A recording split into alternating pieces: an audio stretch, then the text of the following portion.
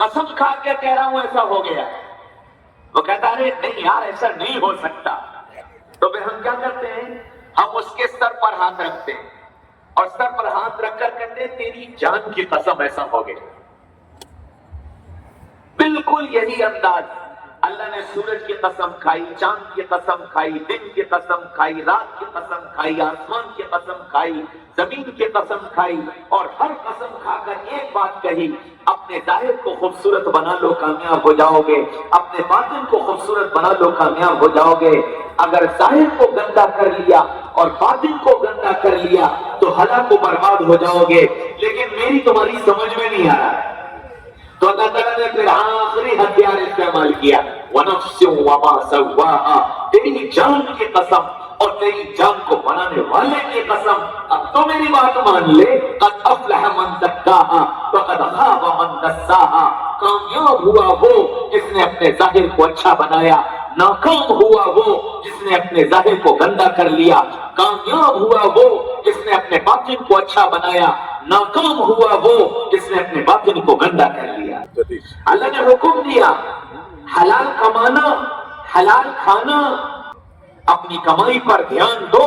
اگر حرام کا لقمہ چلا گیا تو تم گندے ہو گئے، تم ناپاک ہو گئے. اپنی اولاد کو تم نے حرام کا لقمہ کھلا دیا، اولاد گندی ہو گئی، اولاد ناپاک ہو گئی. اللہ حکم یہ دیتا ہے قد افلح من زکاہا، دیکھو صاف ستھرے رہنا، دیکھو خوبصورت رہنا، اور یہ حرام کا رزق تم کو بدصورت بنا دے گا، یہ حرام کا رزق تم کو گندا کر دے گا. تو میری کمائی حلال ہو، میری کمائی حرام نہ ہونے پائے.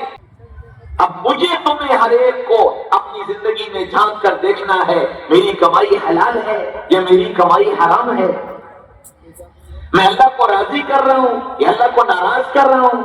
میں اپنے بچوں کو اچھا بنا رہا ہوں، پاک بنا رہا ہوں، خوبصورت بنا رہا ہوں، یا میں اپنے بچوں کو گندا بنا رہا ہوں، ناپاک بنا رہا ہوں، بدصورت بنا رہا ہوں. میں کیا بنا رہا ہوں؟ میں نے ان کے منہ میں حرام کا لقمہ ڈال دیا، میں نے ان کی زندگی کو تباہ و برباد کر دیا. آج دنیا میں ایک حوث ہے، مال کماؤ چاہے جیسے آئے، مال کماؤ چاہے جیسے آئے.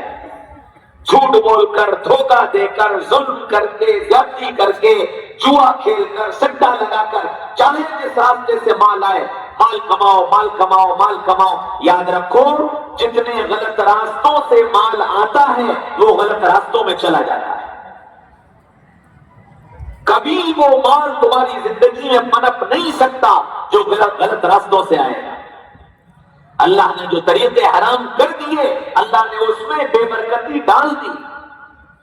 جو طریقے حرام کر دیے، اللہ نے اس مال کو مٹنا طے کر دیا.